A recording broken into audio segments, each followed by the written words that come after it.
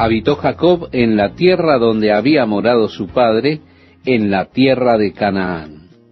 Esta es la historia de la familia de Jacob. José, siendo de edad de 17 años, apacentaba las ovejas con sus hermanos, y el joven estaba con los hijos de Bila y con los hijos de Silpa, mujeres de su padre. E informaba José a su padre la mala fama de ellos. Aquí se nos revela una relación tensa que existía entre José y sus hermanos. Debido a Jacob y su amor por Raquel, cuando José nació, él inmediatamente se volvió en el hijo favorito. Sin duda, Jacob demostró este favoritismo hacia José todo el tiempo. Ahora José ya tiene 17 años. Él está comprometido, como todos los muchachos, en la industria del pastoreo. Pero sus hermanos no se comportaban bien, y José era el chismoso. Él fue a contarle a su padre lo que sus hermanos estaban haciendo, lo cual, por supuesto, nunca provoca cariño entre usted y su hermano. Es difícil tener un hermano, y si este hermano es un soplón. Y así la Escritura en el versículo 2 agrega allí: yo pienso, para darnos un pequeño pantallazo de por qué sus hermanos comenzaron a resentirse con él y a odiarlo. Él era el señor bueno. Los demás hermanos eran los chicos malos.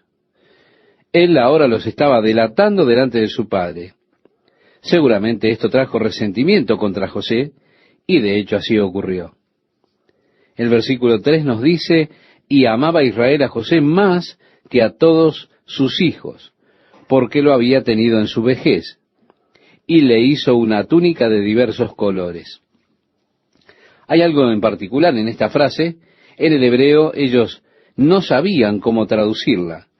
Esa idea de una túnica de muchos colores parece que viene de Martín Lutero.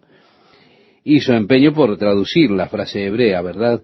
Pero desde el tiempo de la traducción de King James y el descubrimiento de los más antiguos registros, se cree que debería haberse traducido: le hizo una capa con mangas.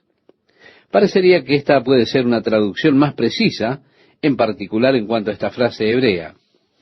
La connotación de una capa sin mangas era que ella significaba autoridad. Los gobernantes vestían capas con mangas. Es como debía ser. Llegaremos a ese punto en un momento. Las túnicas sin mangas eran utilizadas por los peones, y los gobernantes vestían túnicas con mangas, porque con una túnica con mangas usted no puede hacer mucho trabajo.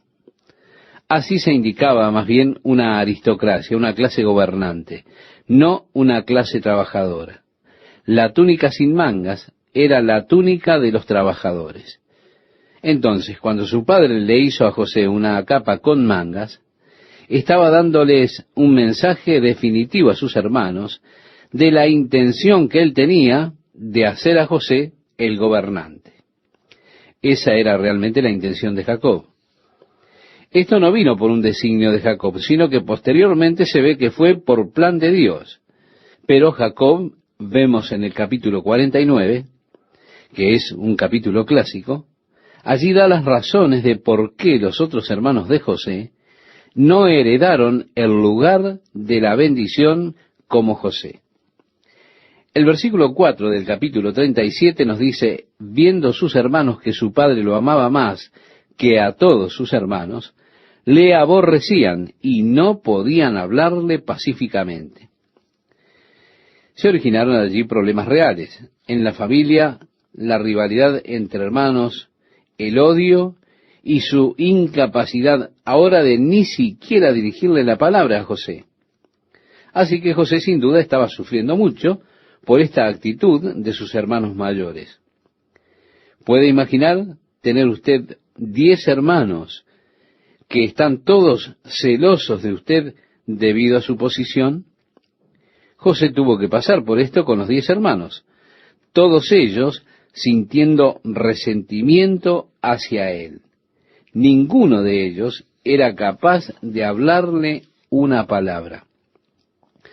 ¿Puede usted imaginar todas las cosas que ellos hicieron para contrariarlo y atormentarlo, confundiéndolo y dándole empujones, y luego de todas estas cosas, haciendo que la vida de José fuera una vida miserable. E incluso para complicar más el asunto, leemos: y soñó José un sueño y lo contó a sus hermanos, y ellos llegaron a aborrecerle más todavía. Él les dijo: oíd ahora este sueño que he soñado. He aquí que atábamos manojos en medio del campo, y he aquí que mi manojo se levantaba y estaba derecho, y que vuestros manojos estaban alrededor y se inclinaban al mío. Le respondieron sus hermanos: ¿reinarás tú sobre nosotros? ¿O señorearás sobre nosotros? Y le aborrecieron aún más a causa de sus sueños y sus palabras. Tenemos un argumento muy afilado allí, ¿verdad? Después dice: soñó aún otro sueño, y lo contó a sus hermanos diciendo: he aquí que he soñado otro sueño. Y he aquí que el sol y la luna y 11 estrellas se inclinaban a mí. Y le contó a su padre y a sus hermanos. Y su padre le reprendió y le dijo: ¿qué sueño es este que soñaste? ¿Acaso vendremos yo y tu madre y tus hermanos a postrarnos en tierra ante ti? Y sus hermanos le tenían envidia, mas su padre meditaba en esto. Jacob lo guardó en su mente, probablemente preguntándose qué es lo que sucedería, qué significado había para esto.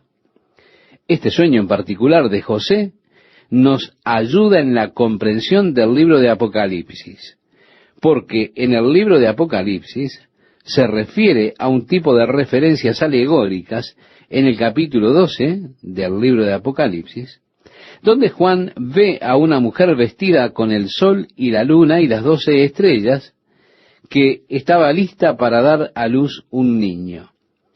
La mujer del capítulo 12 de Apocalipsis es identificada por este sueño con ser la nación de Israel. Intentar darle a la mujer otra identidad es mera especulación. Hay hoy en día quienes, a modo de intentar probar que la iglesia atravesará por la gran tribulación, identifican a esa mujer de Apocalipsis como la iglesia. Pero no hay ninguna clase de base escritural que pruebe que la mujer es realmente la iglesia, porque en ninguna parte se describe a la iglesia como teniendo al sol y la luna y las 12 estrellas rodeándola.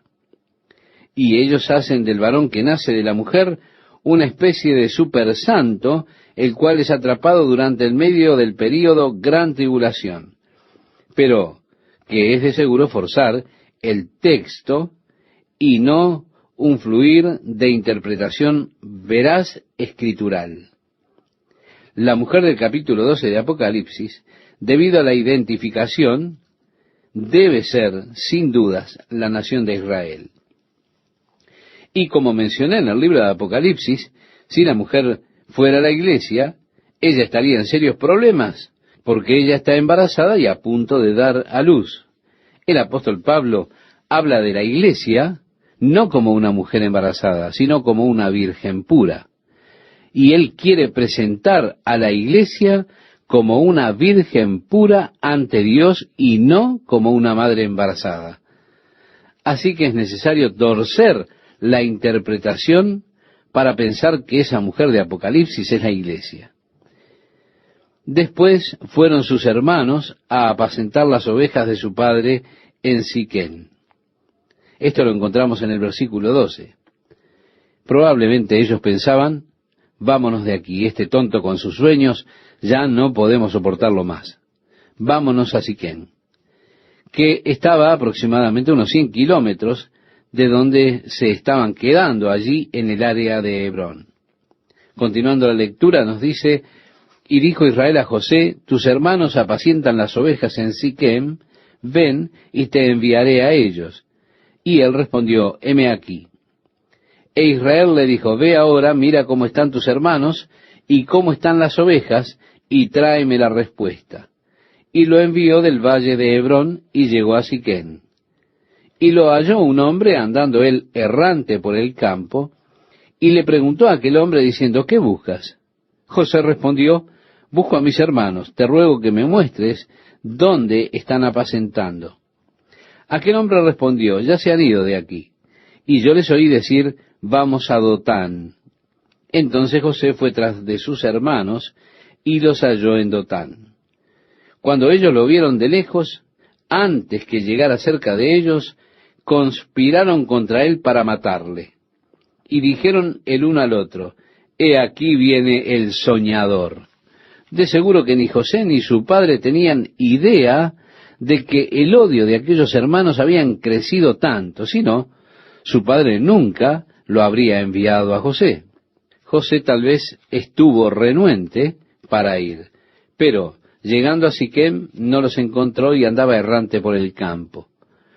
Imagino que él estaría buscando evidencias del paso de ellos, probablemente intentando encontrar alguna huella, la pisada de la manada, intentando encontrar la dirección en que habían ido sus hermanos.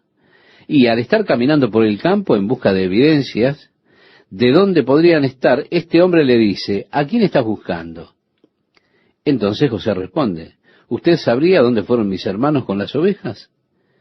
Él le dijo, sí, escuché a uno de ellos que decía que se iban a Dotán. Así que él se dirigió unos 30 kilómetros más al norte hacia Dotán. Fue así que él ahora probablemente se encontrara a unos 130 kilómetros de distancia de su casa. Bien, sus hermanos lo ven llegar y conspiran en su contra para matarlo. Ellos dijeron, ahora pues venid y matémosle y echémosle en una cisterna y diremos, alguna mala bestia lo devoró y veremos qué será de sus sueños. Mostrando así el profundo resentimiento que ellos tenían hacia sus sueños, pues la sola idea de que ellos iban a postrarse delante de él hacía que ellos estuvieran con este profundo odio. Entonces dijeron, frustraremos el plan de Dios. Veremos qué sucede con el plan de Dios luego que lo matemos. Por supuesto, hay muchos que ven en José un hermoso tipo de Jesucristo, y el empeño de Satanás en destruir a Jesús para ver qué sucede luego con el plan de Dios. Por supuesto, el plan de Dios se cumplió en la muerte de Cristo, eso sin duda. Cuando Rubén, el hermano mayor, oyó esto, lo libró de sus manos y dijo, no lo matemos. Y les dijo Rubén, no derraméis sangre, echadlo en esta cisterna que está en el desierto, y no pongáis mano en él, por librarlo así de sus manos, para hacerlo volver a su padre. Rubén, siendo el hermano mayor, sería entonces quien tuviera la mayor responsabilidad. Él sería el responsable ante su padre por su hermano menor. Y viendo que estos muchachos estaban firmes en su intención de matarlo, él sintió que era su responsabilidad salvarlo de la furia de ellos, así que sugirió un plan alternativo. Él dijo, no lo maten, solo échenlo en esta cisterna, déjenlo que muera de hambre, y de esa forma no mancharán sus manos. Y él pretendía volver más tarde al lugar, tal vez, y sacar a José de la cisterna, para regresarlo luego a su padre. José estaría seguro cerca de su padre así. El verso 23 nos dice, sucedió pues que cuando llegó José a sus hermanos, ellos quitaron a José su túnica, la túnica de colores que tenía sobre sí. Recuerda como hicieron con Jesús al sacarle su ropa y echaron suerte sobre su manto. El verso 24 dice, y le tomaron y le echaron en la cisterna, pero la cisterna estaba vacía, no había en ella agua. Esto indica que probablemente era una cisterna, sobre aquella tierra ellos habían excavado enormes cisternas en las rocas, eran reservas de agua. Algunos de ellos cavaron en áreas donde habría una fractura en la roca, y esto hacía que no se retuviera el agua. Así que allí encontraron una cisterna y ésta estaba vacía. Generalmente tenían lados pronunciados, así que decidieron echar a José dentro de esa cisterna. Y se sentaron a comer pan, y alzando los ojos miraron, y he aquí una compañía de ismaelitas que venía de Galaad, y sus camellos traían aromas, bálsamo y mirra, e iban a llevarlo a Egipto. Entonces Judá dijo a sus hermanos: ¿qué provecho hay en que matemos a nuestro hermano y encubramos su muerte? Venid, y vendámosle a los ismaelitas, y no sea nuestra mano sobre él, porque él es nuestro hermano, nuestra propia carne. Y sus hermanos convinieron con él. Ya sea que fuera o no el deseo de Judá salvar la vida de su hermano o hacer dinero, es solamente una cuestión de especulación. Ahora, él está sugiriendo que ellos no lo maten. De hecho, ellos podrían hacer algo de dinero con él. ¿Qué provecho hay en que matemos a nuestro hermano y encubramos su muerte?, preguntó Judá. Él dijo: venid y vendámosle a los ismaelitas. Cuán puros fueron los motivos o buenas intenciones en lo que concierne a Judá. Bueno, eso es solo especulación. Realmente no lo sabemos con certeza. No sabemos cuál fue la real intención de Judá. Y cuando pasaban los madianitas, mercaderes, sacaron ellos a José de la cisterna y le trajeron arriba y le vendieron a los ismaelitas por 20 piezas de plata, y llevaron a José a Egipto. Así que él es rechazado por sus hermanos y vendido. Incluso nuevamente en la tipología, como Cristo fue rechazado por sus hermanos y fue vendido por 30 piezas de plata por Judas Iscariote. A estas alturas José realmente estaba llorando y suplicándole a sus hermanos que tuvieran piedad de él. Sus hermanos cerraron sus oídos a las súplicas de José.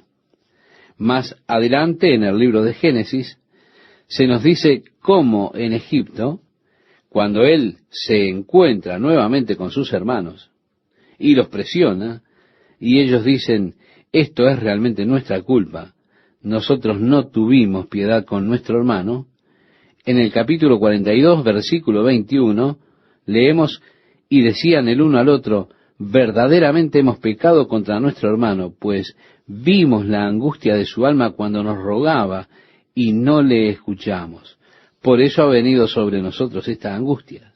Así que, adelantándonos un poco en la historia, cuando José se volvió gobernador en Egipto y sus hermanos llegaron para comprar granos, ellos no reconocieron a José. Es claro, habían pasado unos 20 años. José tenía solo 17 años cuando sus hermanos lo vendieron. Ahora él tenía 30 años cuando fue delante de Faraón. Y él estuvo en los 7 años de fiesta, de abundancia, así que él era por lo menos 30 años mayor desde que sus hermanos lo vieron por última vez. Bien, él ya era mayor, maduro, y sin duda tenía el estilo de peinado y barba de los egipcios. Ellos no pudieron reconocer que este era su hermano, pero José sí los reconoció, pero no se los dio a conocer. Habló con ellos por medio de un intérprete. Pero él comenzó a hacerlos pasar por un mal momento. Él dijo: ustedes son espías, ustedes no son hermanos, han venido a espiar a Egipto, los mataré a todos.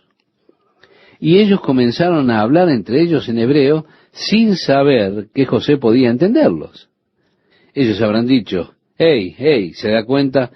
Eso muestra que usted no se puede desprender de la culpa. Usted puede enterrarla en el receso de su mente, puede intentar sublimarla, pero la culpa va a seguir allí, va a continuar allí. En algún lugar la culpa está, continúa. Continuará en un patrón de comportamiento neurótico o de alguna otra forma.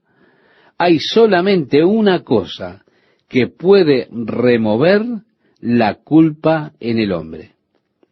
Y eso es la confesión a Jesucristo, recibiendo su perdón.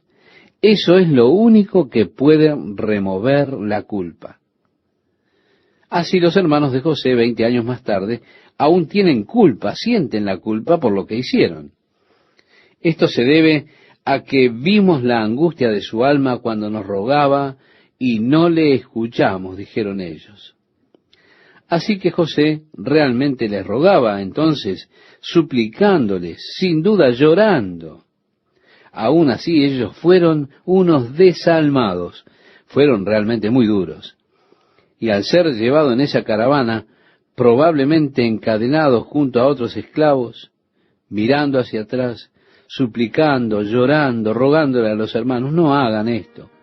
Sin embargo, ellos no tuvieron ninguna compasión de José.